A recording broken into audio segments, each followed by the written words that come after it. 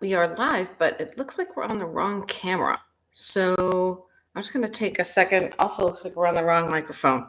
So give me one moment. I'm going to end the stream and come. I don't know if I can come back. So let's see what we can do here. That mutes me.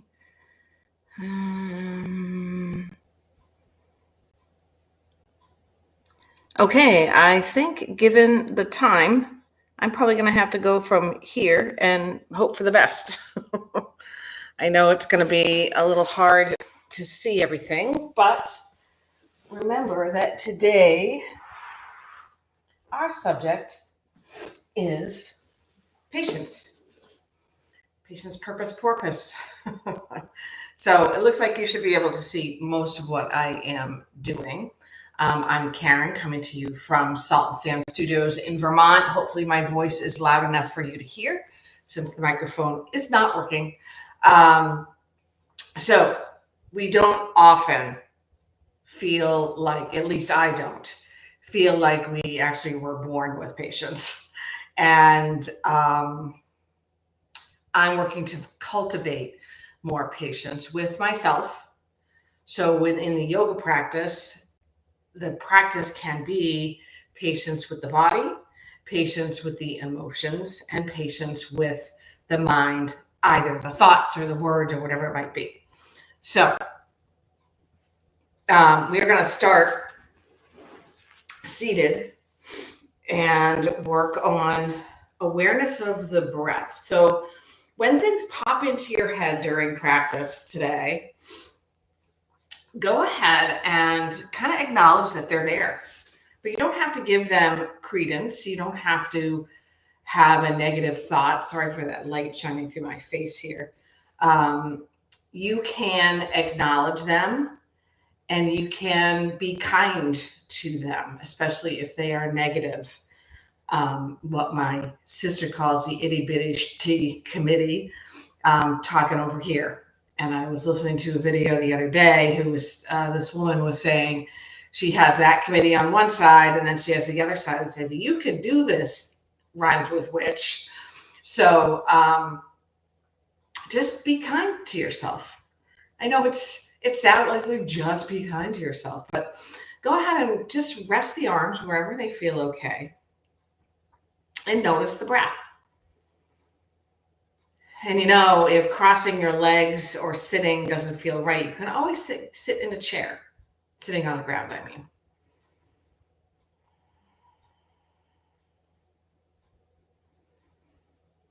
So notice the breath, notice the air as it crosses your upper lip and comes into your nose. And then notice it again as it exits. Maybe it feels a little warmer, a little moister. As much as possible, we want to breathe in through the nose because the nasal hairs and the surface of the inside of the nostrils gives the air a little bit of moisture and it allows you to absorb a bit better. So we breathe in without using the shoulders and we breathe out. Inhale. Patience. We begin to elongate the exhale. So we'll breathe in for 3 and exhale for 6. Inhale, 2, 3. Breathe out, 2, 3, 4, 5, 6. And again, out,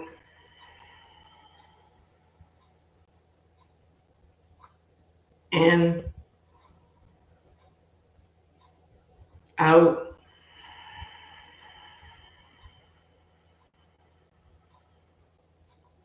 in, out.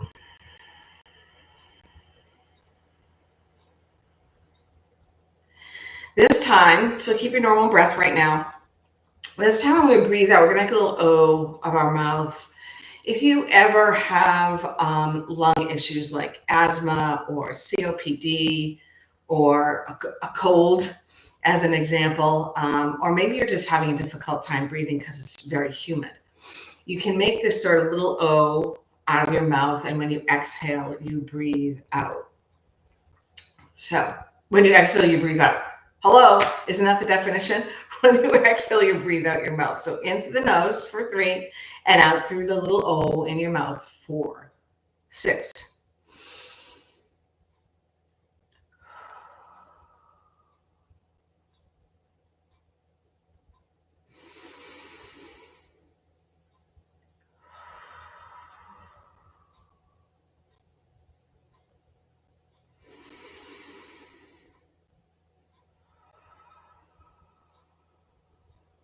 Now when you breathe in, you want to aim for making the belly and the low back kind of broad, almost like they're taking in the air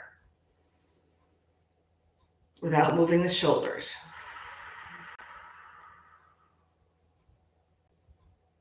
And in, out,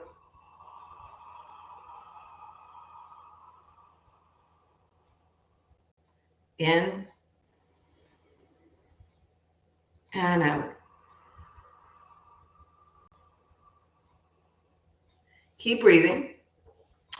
This time we'll take a 3-part breath. So as we inhale first, we'll fill out this balloon all the way around the belly, the sides of the low back, and then the upper rib cage all the way around. So we're going to work an inhale for 4 and an exhale for 8. And when you exhale, you simply relax. Breathing in for 4. Chest gets all lifted. An O with the mouth, breathe out.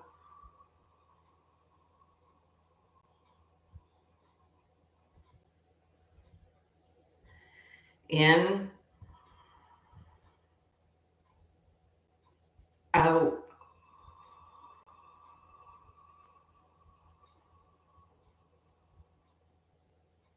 and in. Fill up the belly, the ribs. Shoulders don't lift or spread. Breathe out.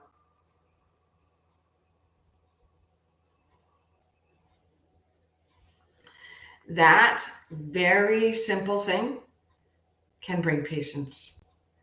While it is a pranayama, a breath control practice, it gives us the opportunity to be aware of the breath and any negative thoughts.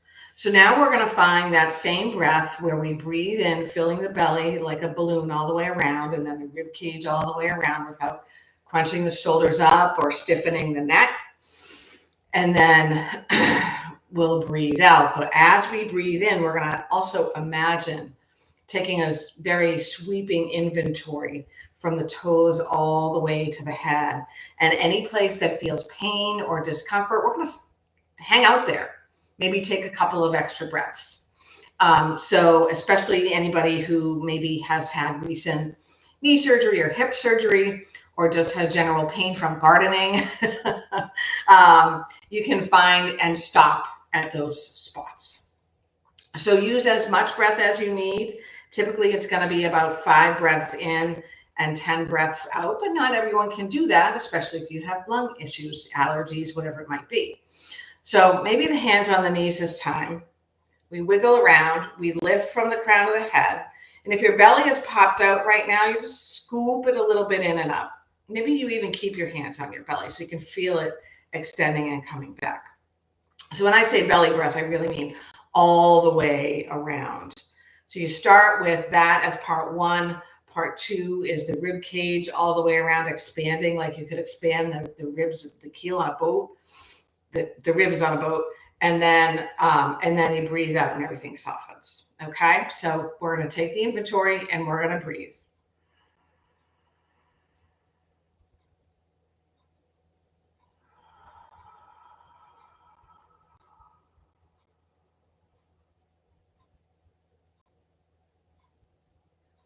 Now, anywhere you felt discomfort or pain or dis-ease in the body, this time you're going to stop there on your inhale and breathe a few times.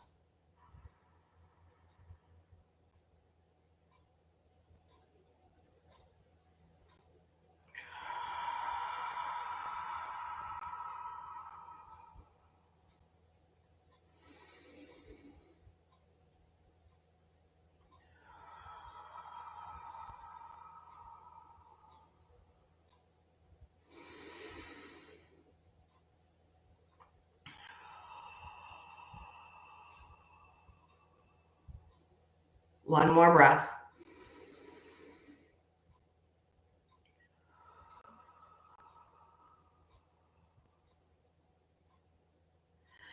Okay, so great. Something you can practice in the car, wherever, standing in line, sitting at your desk. So now we're going to reconsider that idea of discomfort, dis-ease, or pain. Oftentimes, yoga instructors will mention, if you feel discomfort or a light pain, it's okay, breathe into it, etc., etc. But if you have an issue with that part of your body regularly, maybe you soften and don't breathe into it. Maybe you adjust, but that's for another time. Just wanted to give you that tip as well. Right now, what we're going to do is establish our intention, which perhaps becomes a mantra. So we'll drop the hands by the sides, close the eyes, breathe, and consider your intention for the remainder of your practice. It could be related to staying with the breath. It could be about the theme of patience and having patience with whatever comes up during practice, or something else of your choosing. Now we're going to widen the arms side to side, lift them up overhead, lift the chin, and bring the palms together at your heart. As I say the word resolve 3 times, repeat your intention to yourself like it's a mantra, just 3 times. Resolve. Resolve.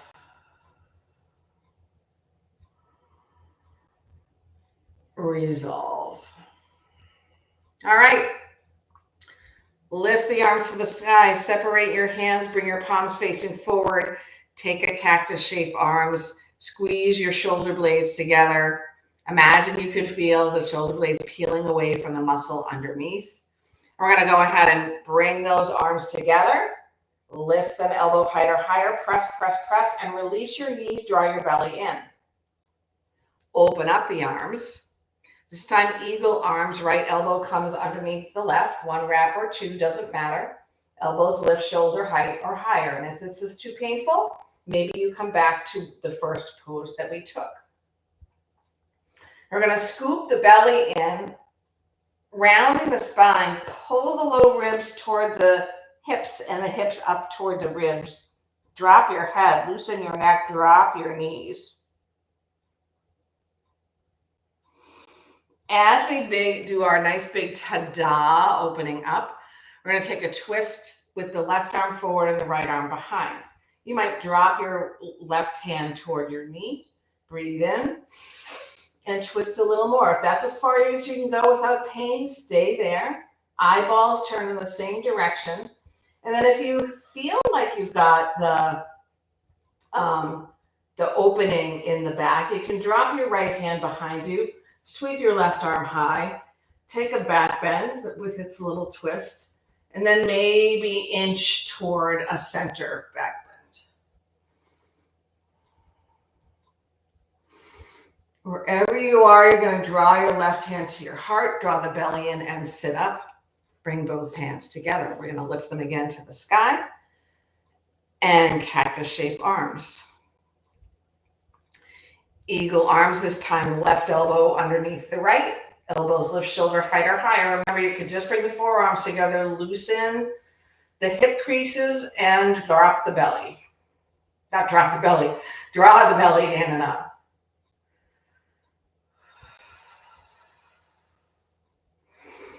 A big ta-da, and we take our twist. Left arm behind, right arm forward. You can always take your right hand on your left thigh, twist a little deeper on an exhale. You can always bring your back hand down. See, there's sort of 3 different poses we can have right there. And then maybe the back bend with the side twist.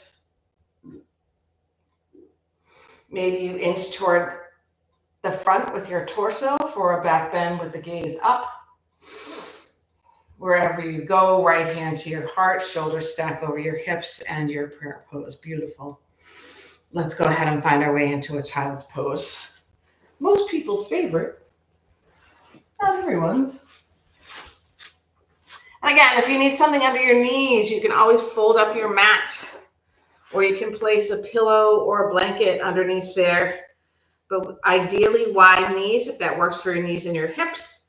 You can also place a blanket behind your knees, your heels, and your sitting bones meet or almost meet, and the forehead rests on something. If shoulders are a problem, bend your elbows out left and right, stack your hands, place your forehead on your hands. The idea here is stretching the spine, lubricating the spine, opening up the low back, left to right, top to bottom, all the way down to the coccyx.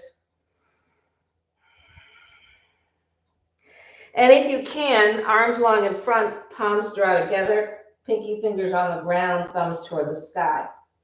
Bend the elbows, hands come to the nape of the neck or between the shoulder blades.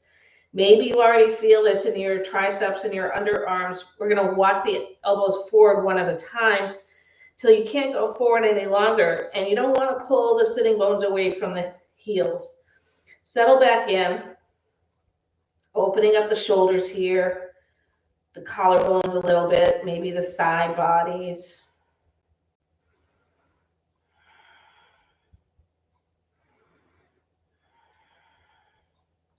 Hands draw down to the mat. We come into our tabletop and let the body guide us, cats and cows.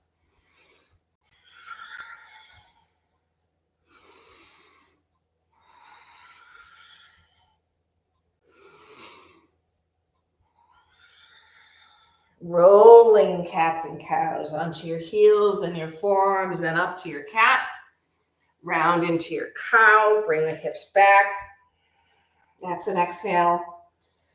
Inhale into the cow. Exhale into the cat.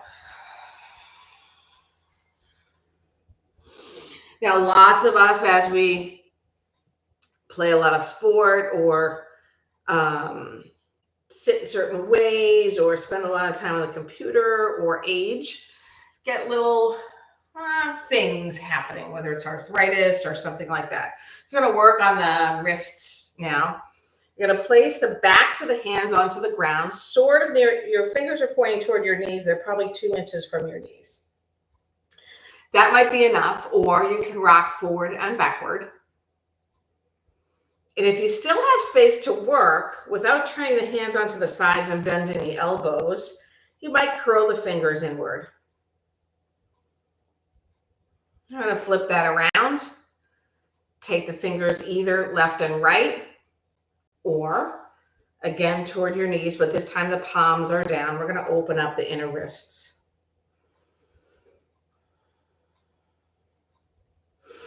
And we'll begin working on balance, bringing the palms back to the earth, feet as wide as your knees, shoulders over your ankles. We'll start with stretching out the calf and the Achilles heel and the foot. The right leg reaches behind you, but the ball of the foot stays on the ground. I like to rock forward and backward. You don't have to do that. You can just press the energy into that heel. Let's increase the balance charge. As we float the right leg high, square up the hips, left arm reaches in front. Stay there. Lengthen the body, draw the shoulders from the ears, reach that heel behind and the fingers in front. On an exhale, knee and elbow slowly draw toward each other underneath you, scoop them up. Inhale, extend. I think we've done this a couple of weeks in a row, but I'm kind of liking it. So we're going to bring the left arm out and the right leg to the right. Keep squeezing and then press the right foot down. Crawl the right hand back, left arm up. Make sure you're not bending forward at the hips or the waist. We'll take a little tilt over to the right. Press as much energy as you can into the outer edge of that right foot. Look down at the right foot. Allow your left hand to follow your gaze. Sweep it in front of the body. Take it outside your left knee. Sweep the right arm toward the left arm and then lift it nice and high. You might need to readjust so that the pelvis moves forward. If you like, maybe set that arm out, left arm a little farther away from you and float the right leg. If you like, crunch the right leg in and stretch it back out.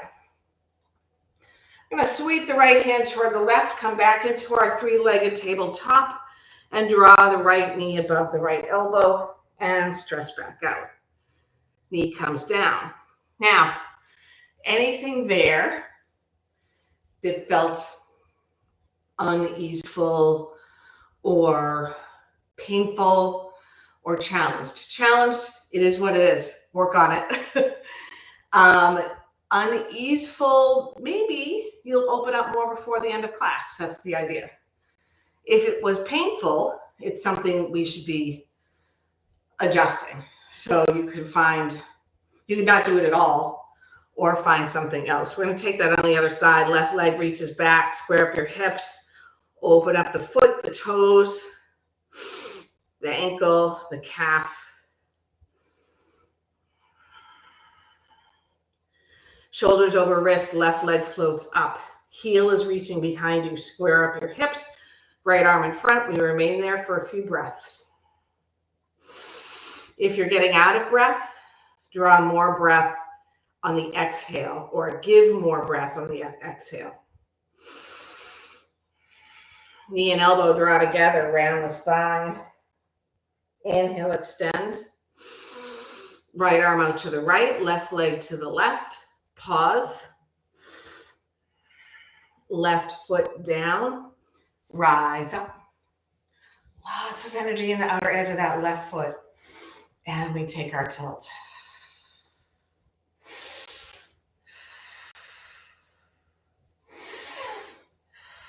I'm heating up, so I'm breathing out my mouth. Look down at your left foot, sweep your right hand toward it, across the front of your body, over to the right, and then the left arm follows toward the right hand, and then up overhead. We press the pelvis forward. Maybe look up.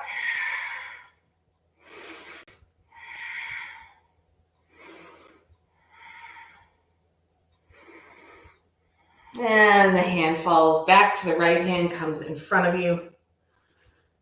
Leg up, back, and knee to elbow. Stretch back out. There's one thing I wanted to add to this sequence, which is to sweep the left leg above the right calf as far as you can. So your left foot comes outside the mat. Shoelace side of the foot down. And you glide the front of your left hip toward your right heel. So it's not a pigeon. Your shin, if you will, is almost straightly parallel to the length of the mat. If this is not opening the right glutes, tuck your left toes under, float your knee away, reach your heel behind you. Well, I can feel that on my ankle.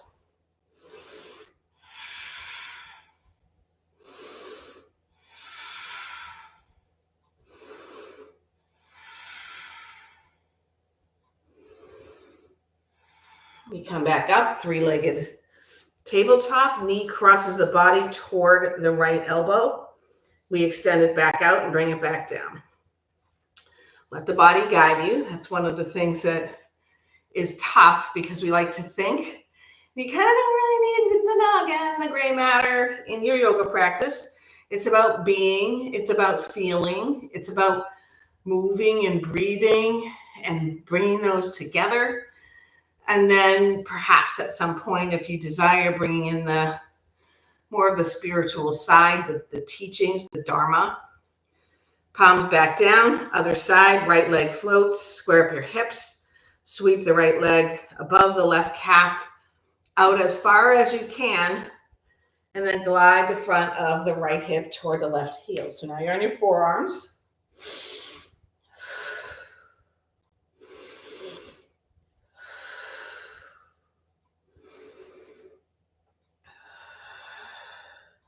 Extra challenge, toes come under, and the heel reaches back. Oh yeah. Ah, that's one heck of a glute stretch. Now Yeah, some of you might desire to do a sequence today of flow, so we'll move into that next. But first, we're going to come to our three-legged dog. Draw the right knee toward the left elbow, stretch back out. And then we'll come to our forearm tabletop for some cat-cows from here. Press into the shoelace sides of the feet.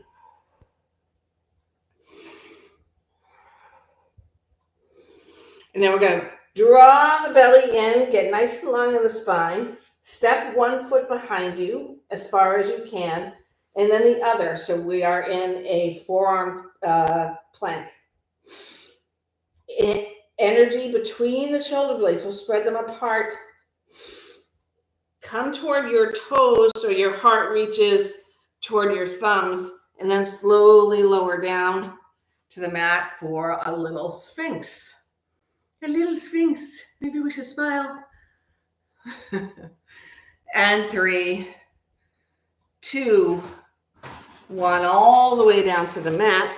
Take your arms in their cactus shape and go ahead and bring them outside your mat. Turn your head to the right. Now, if your shoulders are more open than not, you can always stretch your left arm straight out from your shoulder. But that's not for everyone, so you might play around with it a bit. The right hand comes just outside the right side of the chest.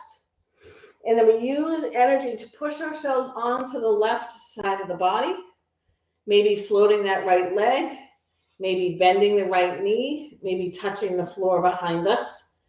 Head down, preferably. It's a beautiful shoulder and chest opening. It's also opening the inside of my arm. And if you soften into it, like I just did, instead of thinking, oh, I'm going to hurt myself here, I thought, oh, what happens if I just breathe out and drop that right foot all the way to the ground?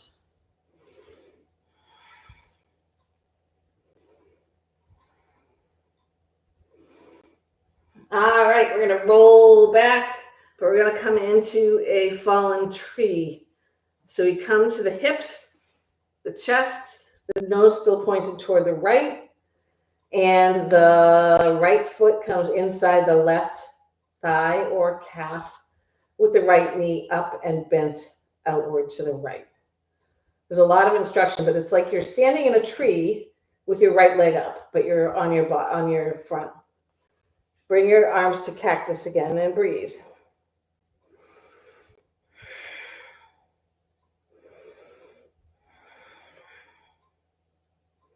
All right, we're going to come to the other side. Undo your fallen tree.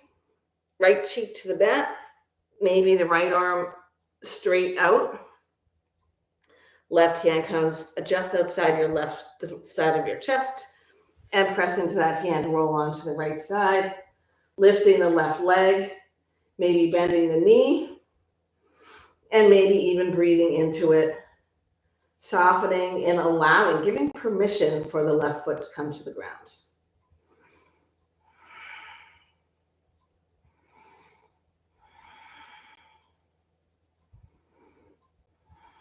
One more pose on the mat, face down on the mat. We roll back onto the front body, fallen tree. Head can stay nose can stay to the left. Cactus shape arms. See if you can work your hips closer to the ground.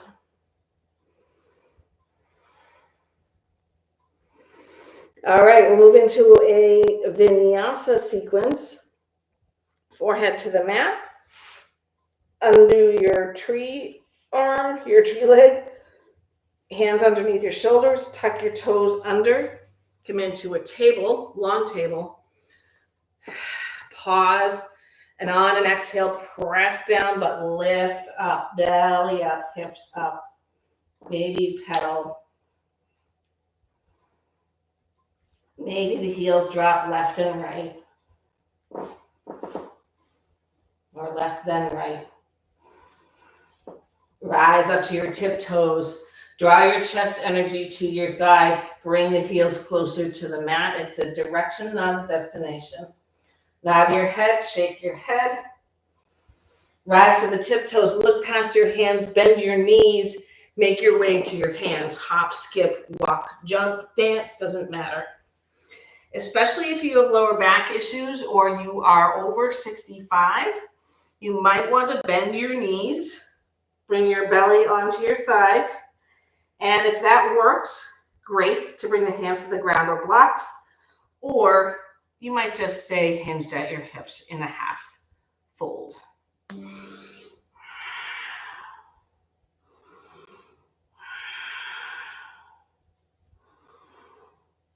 Halfway lift, Ardha Uttanasana. Fingers can stay on the ground or come to the legs. Exhale, forward fold. Inhale, rise to stand. We're going to pause in mountain pose. This is where my camera cuts off my head. Inhale, arms reach high. Breathe out, forward fold. Halfway lift. Nice long flat back. Breathe out, forward fold. Step back, high plank. Pause for a moment. You can always drop your knees here. You want to shift your heart almost past your thumbs. Come to your low plank and then scoot forward with the heart, your upward dog. Can be any back bend you want. Downward facing dog.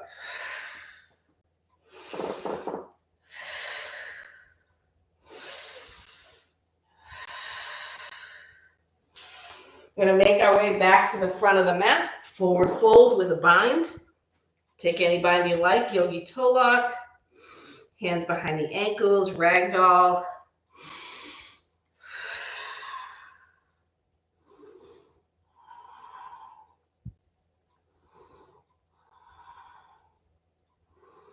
Loosen the neck. Any dis-ease, any uncomfortableness,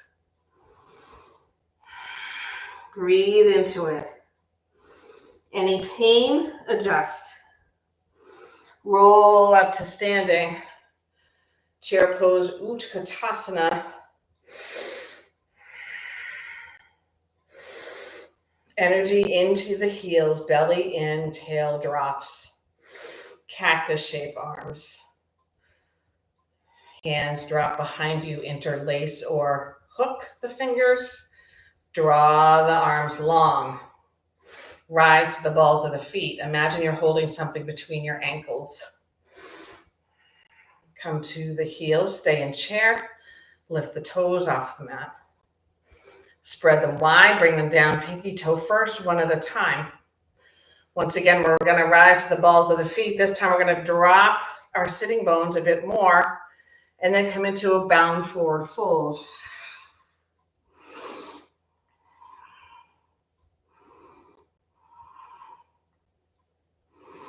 Exhale, hands drop to the earth. The left foot steps way to the back of the mat, runner's lunge. Left hand down, right hand, heel your right hand to your low back, or you can move it upward. We're finding our twist.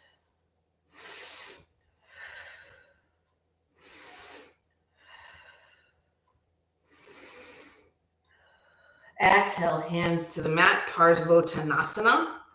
Shorten your stance. Maybe take your fingertips, draw them into the hip crease, fold halfway down, long back, shoulders away from the ears. And if you have more space, you can fold all the way down, square up the hips. It's as if the thighs are spinning in while you send energy into the heel of the front foot and then the ball of the front foot. Step forward, forward fold, back to chair pose. Utkatasana. And we're going to do a little sweeping out of the bad and an inhaling of the good. So staying in your chair.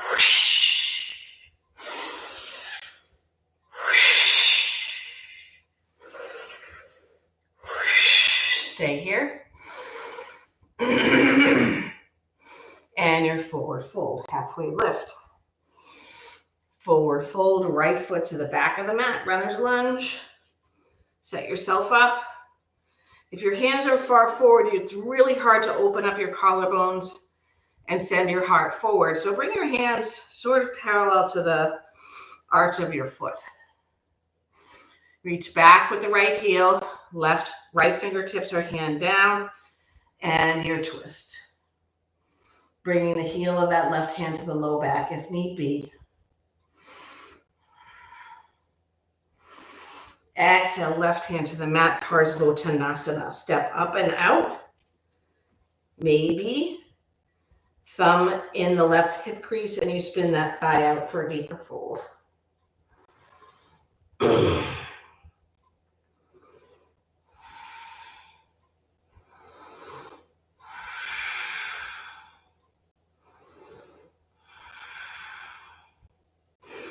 Hands forward to the ground, float that right leg high. Step way back into a warrior two.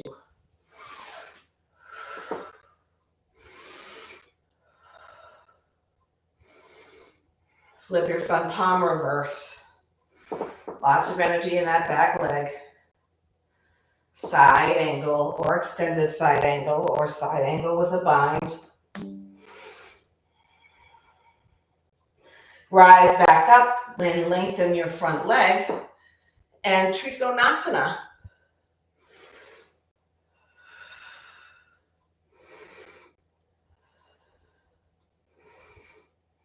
Rise back up. Bend your front knee, bring your hands overhead, and then pivot on that left foot so that you're facing the side of the mat. Arms come back out in a T. Pivot on the right foot so the toes point to the back of the mat, now the front, and bend into your warrior two.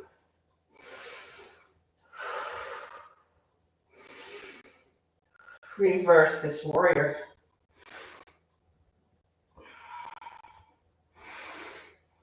Side angle.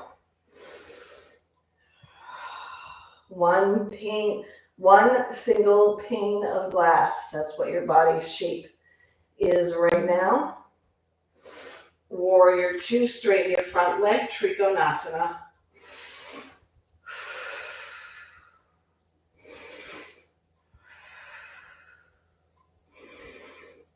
Rise up, warrior two. Hands to your hips. Pivot on the back heel so the toes point to the side, the lungs edge of the mat. Pivot on your front heel. Come to the ball of the back foot. Drop your back knee. Drop your hands. Let's bring the left foot out to the left. Untuck your toes. And either a lizard with your foot parallel or a lizard twist, foot's at an angle, and then your lizard where the foot is parallel.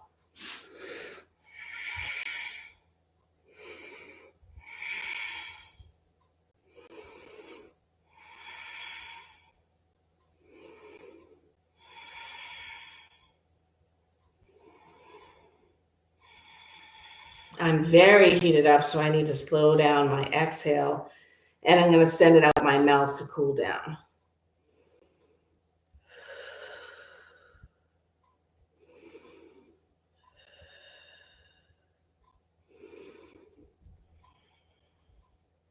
Hands come under the shoulders. If your foot is up or pointed outward, make it parallel to the mat. Tuck your back toes under. Wide-legged forward fold. Bottom can drop. And then the opposite foot comes back, left foot.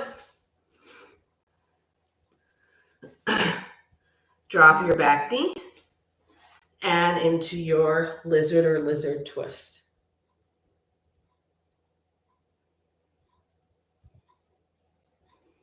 I think I just heard somebody at the door. Everyone move into a child's pose.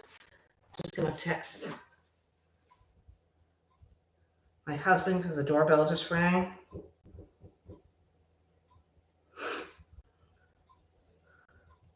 Please hold.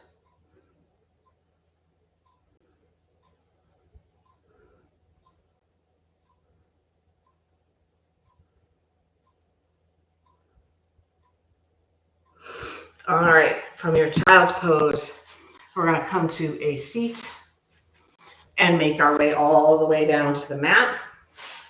Let's do a little core work. Feet on the ground, knees pointing up, heart lifts, arms in front. Lock the arms back into your shoulders. Breathe in.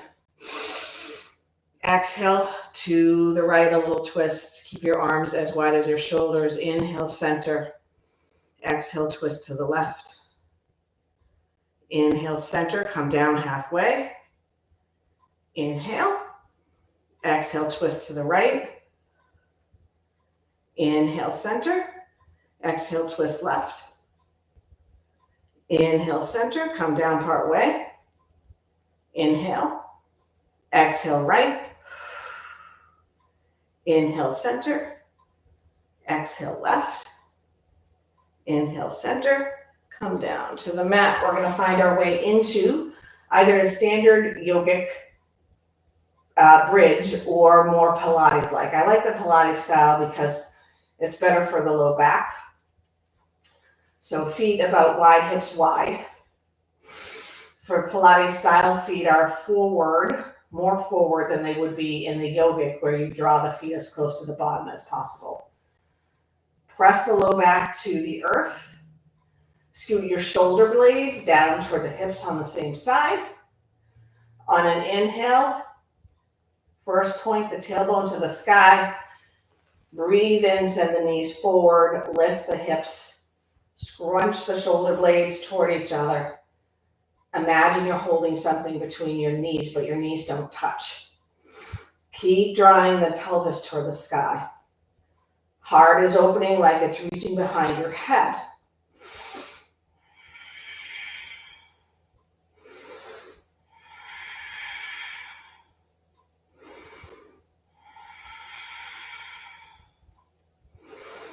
And unzip all the way to the ground. We're going to pause here without undoing what we just did.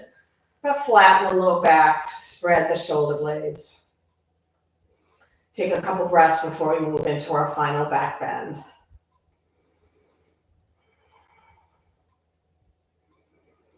Hands by your sides, low back flat on the ground. Tilt your pelvis to the sky without lifting the back off the ground. On an inhale, knees forward, hips up, heart up. Squeeze your glutes. Shoulder blades draw together. Thighs are spinning toward each other. Your pelvis is lifted. And this time, 5, 4, 3, 2, and 1. All the way down to the mat. For the twist, your right knee crosses above your left and your hips come slightly over to the left. Knees will drop to the right. Arms flop out like a T. And your head, if it feels okay, turns toward your left hand. Imagine the top hip moving forward.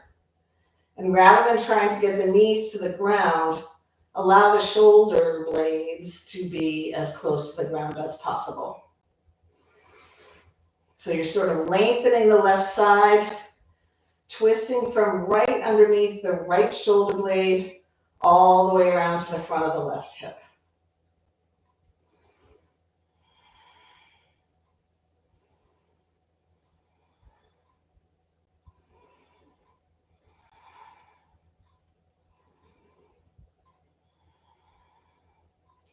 Patience with the body, wherever it is, you just meet it there. And we unravel, shift the hips to the other side, cross the left knee above the right, move the right foot out to the right, and then drop the knees to the left, gaze goes opposite. So just think for a minute here, even though I know I said your gray matter doesn't matter. Just bring to mind any point during this practice where you said, I can't do this, or this feels terrible, or this is kind of uncomfortable. I don't like it. Any one of those negative reactions, responses, chats you're having with yourself. perhaps now is the time to make an intention for when you get off this mat. Let's come out of this twist. And what that would involve in terms of being kinder to yourself. Supta Baddha Konasana, soles of the feet draw together, knees drop out side to side. If this feels really vulnerable for you, a hand on the belly and a hand on the heart, or you can always stretch your arms overhead and hook your thumbs.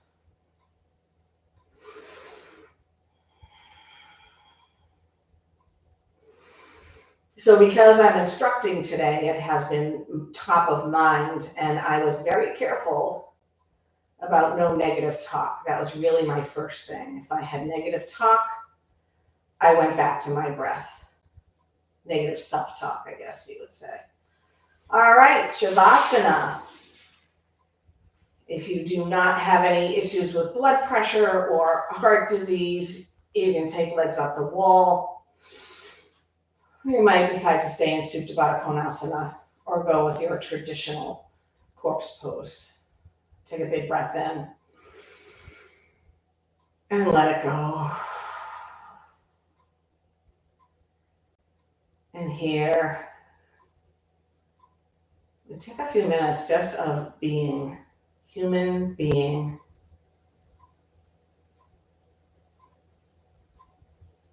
Allowing us to weave together the practice of the body, the mind, the breath, the emotions, the heart.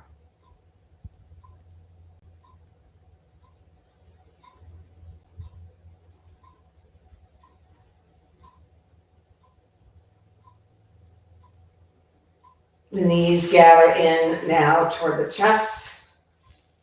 You can either rock and roll forward and backward to come to your seat, or come over to one side first. And we will close our practice to a single chant of Om. So the hands can come together at your heart. Nice long spine, shoulders away from the ears. If you need to sit on a chair to be more comfortable, to be more at ease, go ahead and take that.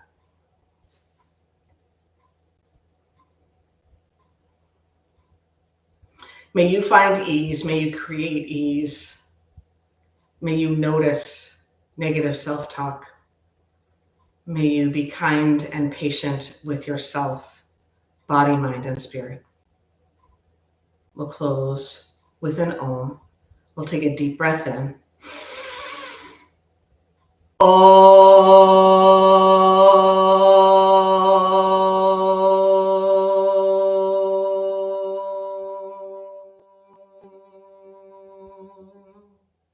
Thumb knuckles come to the center of your forehead. We honor one another, the practice that brings us together, and the practice that enables us to be kinder to ourselves and others.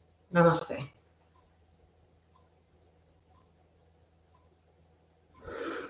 Thank you for joining me today, even though we didn't have our typical camera. Hopefully you could hear me, and that will all work out for the people who are watching and practicing during the recording. Next week, the 12th, there will not be a recording or live in studio class for Saturday. I have a special event, but I will be back the following Saturday. And also note that today, July 5th, if you're in Vermont, is the first day of Stretch and Sip with our hosts at the Featherbed Inn, where I will be instructing for about 50 minutes, a gentle class, and then we enjoy one another's company with amazing homemade scones and iced tea, sometimes iced coffee. So that takes about an hour and a half all told. Love to see you there. It's happening twice a month through September, and the schedule is on our website. So thanks very much. Cheers.